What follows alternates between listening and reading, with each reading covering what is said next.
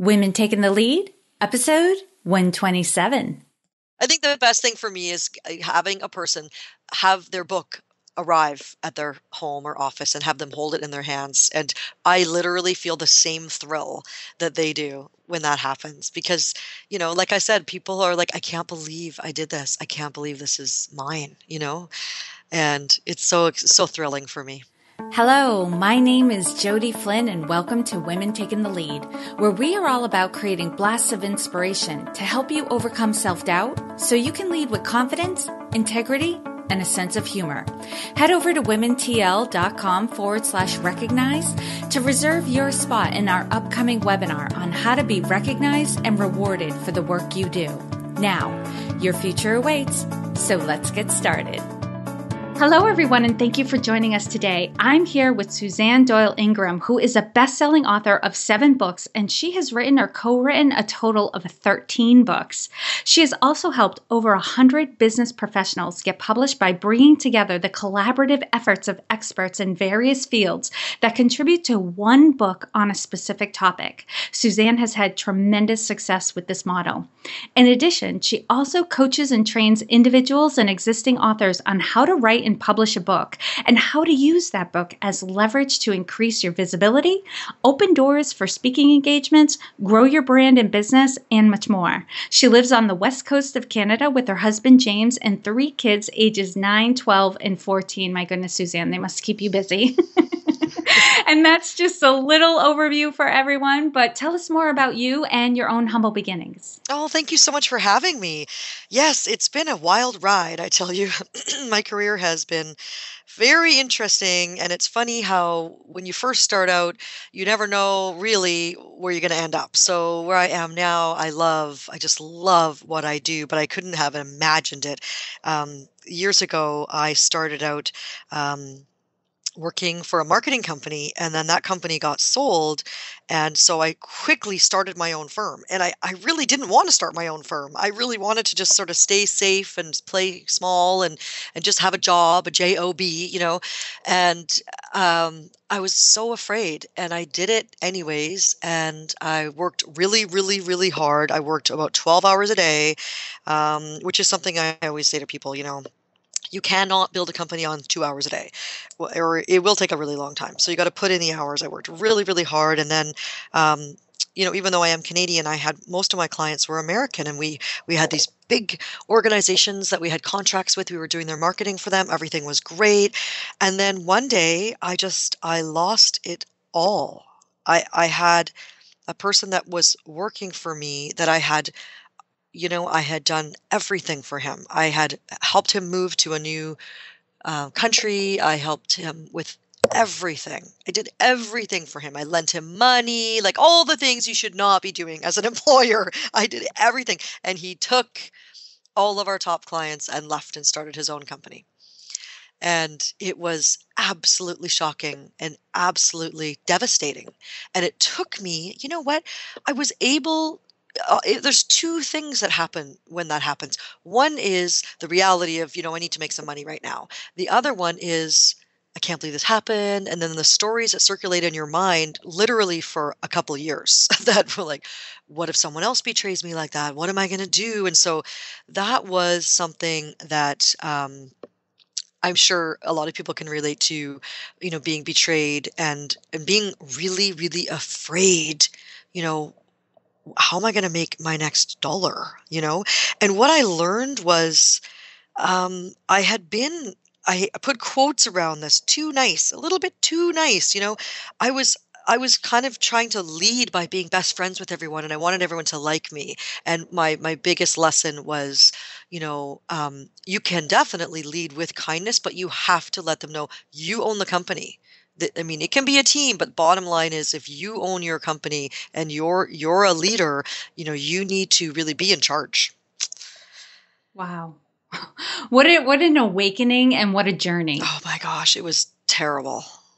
I can only imagine, and can only imagine the business person you are today because of it, and the leader you are today because of it. Because one thing I want to point out, Suzanne, that was so brilliant and intuitive on your part is you actually thought and reflected on who you would become if you allowed this event to control how you interacted with people going forward, Yes. right? If you never allowed yourself to trust people going forward. And I think you saw that that would have detrimental effects. Absolutely. Yeah. Yeah. I feel, I mean, I use my intuition a lot. I get a feeling if I want to work with someone or not. But, I've never had a partner since then. Not, I didn't have one then, but I always feel like, I'll do projects with people and joint ventures, but there's always a clear, a Mm-hmm. clear communication about how it's going to work. Mm-hmm. So it made me more careful, but I also realized that what that person did to me wasn't a reflection of who I was.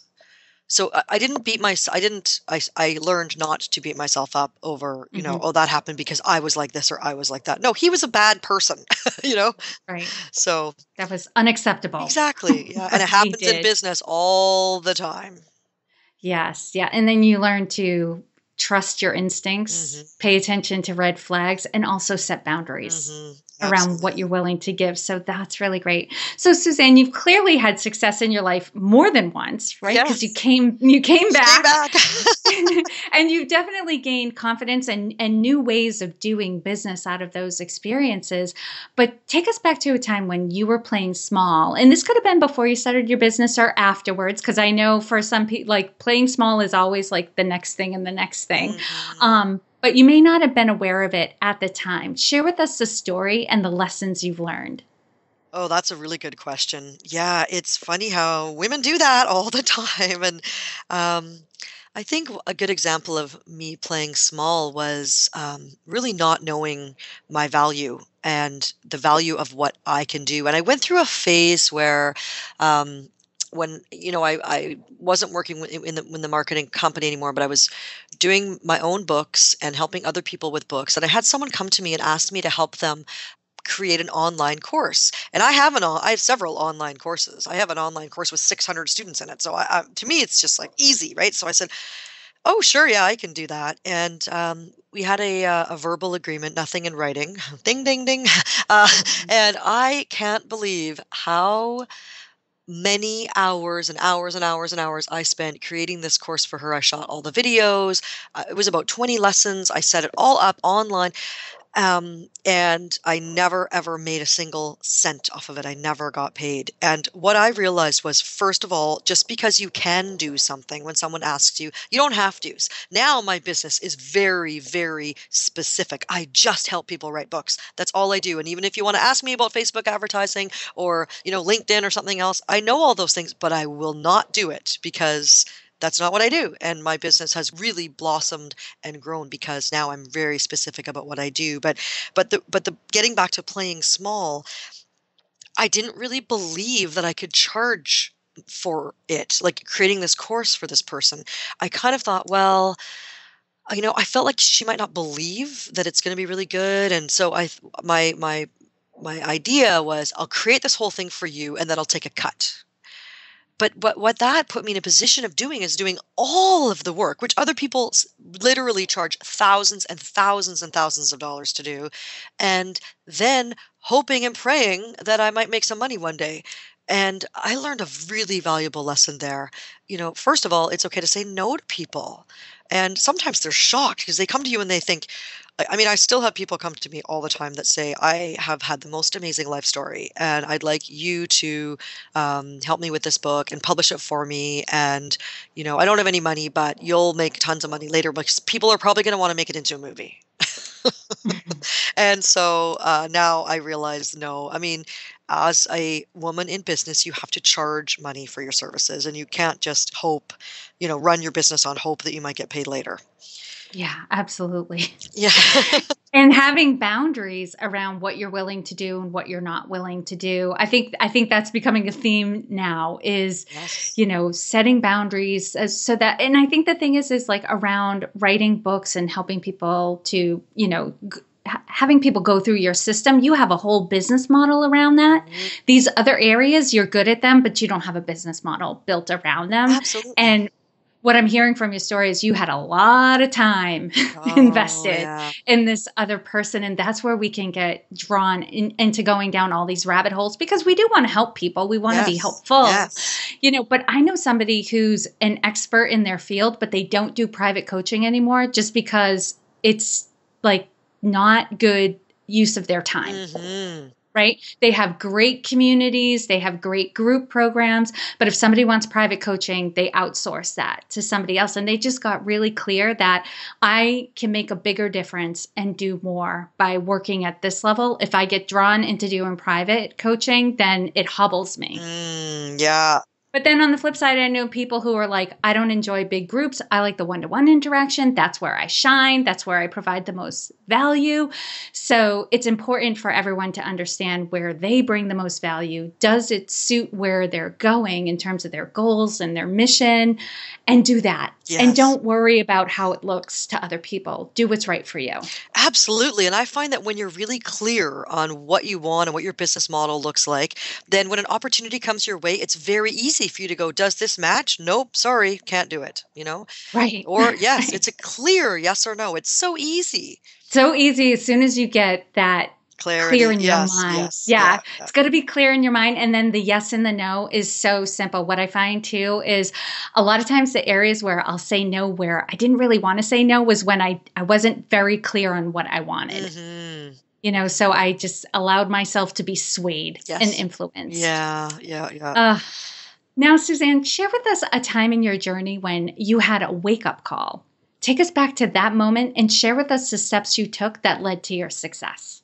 So when I first started my online program, the Expert Author Program, I had several students, and I still have that program now. It's all online, and in this particular, the first rendition of it, it was like a weekly phone call, and I coached everybody through, how to get clear on what you want your book to be about, and how to write an outline, and your $1 million gift, which I believe is something that everyone has about what kind of transformation your clients have as a result of working with you. And that's got to go in your book. And so I remember having this one woman in my course, and sometimes people don't finish their book. They take the course but they don't finish the book, and that's why I have to say I love private coaching, because I take on a very small number of private clients at a time, and I make sure that they write their book. But anyway, so Mhm. this one particular woman, her name's Sherry Scott. She's an architect in Ohio, and I remember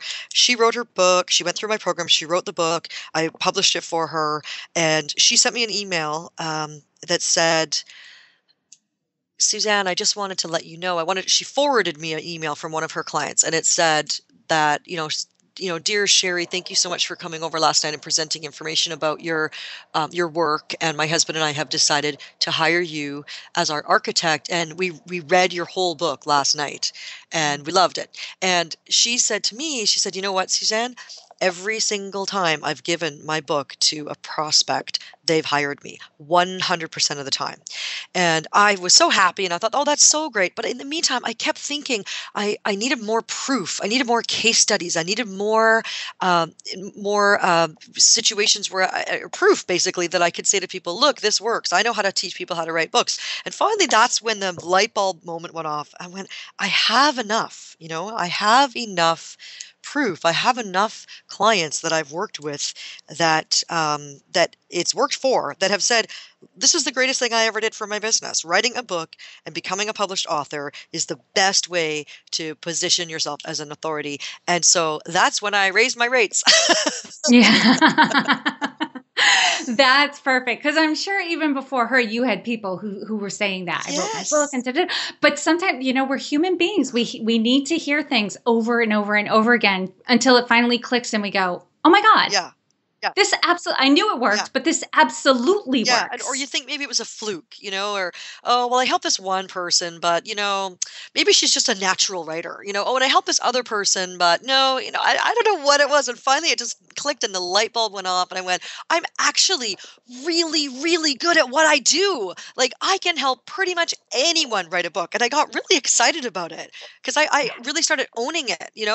I got Hmm. really confident and really, no more doubt, no more self doubt, no more searching around for proof. I know what I'm talking about. I love that. And you know what?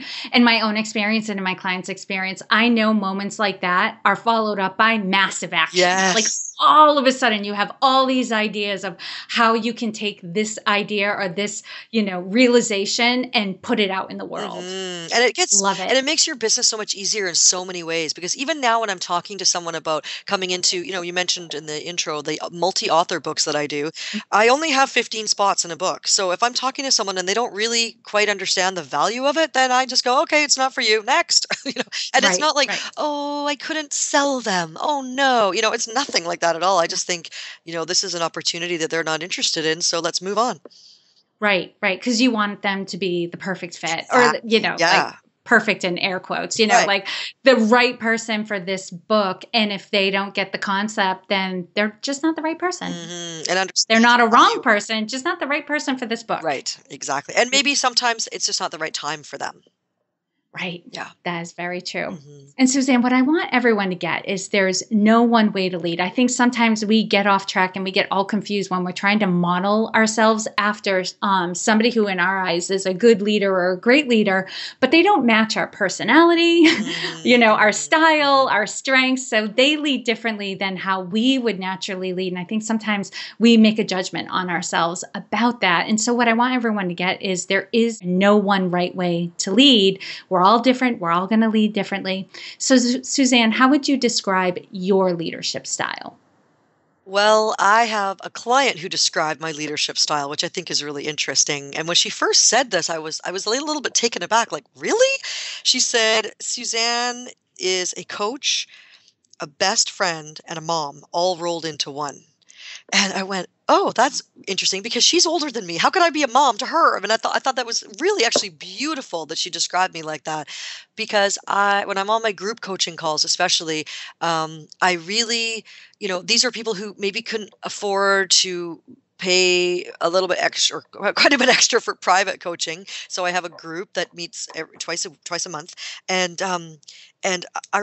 the way I work with them is just really, I try to be nice and encourage them, but I also say, what are you going to have done by this Friday? Hello. Okay, when? Well, when? Oh, I think I'm going to do this. They say that, oh, I'm going to have that done by summer. Well, what exact date? Get out your calendar. Tell me the date. Circle the date. Tell me the time. And I'm really I'm really Yeah. aggressive like that. But I also say to them, I believe in you. And I know that everything that you need to put in your book is already inside of you. You just need to take a minute and think about what you want your reader to read in your book and what you want to share with them. And I really help people to believe that they can do it. The people that I work with are typically not people who say, "Oh, I've wanted to write a book my whole life." They're people who say, "I understand how a book can help me in my business, but I don't know where to start." It's like Mhm. the reluctant writers. That's who I work with.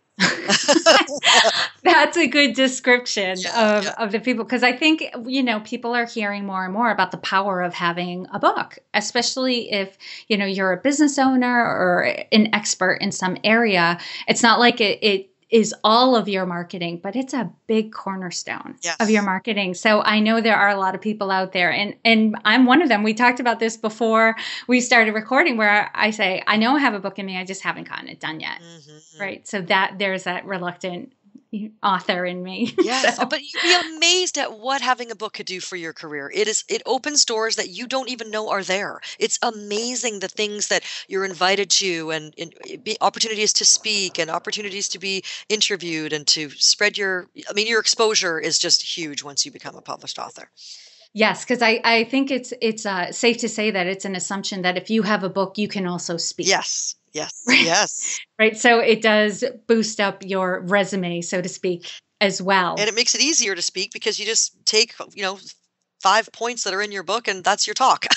Yeah, I know. It's so Or if you perfect. already have a signature talk that you use, that's your book. It's you can repurpose what you already have. If you have a workshop, you can make that into a book. It's so exciting to me because people go, "Oh, it really can be quite easy to put a book Yeah. together."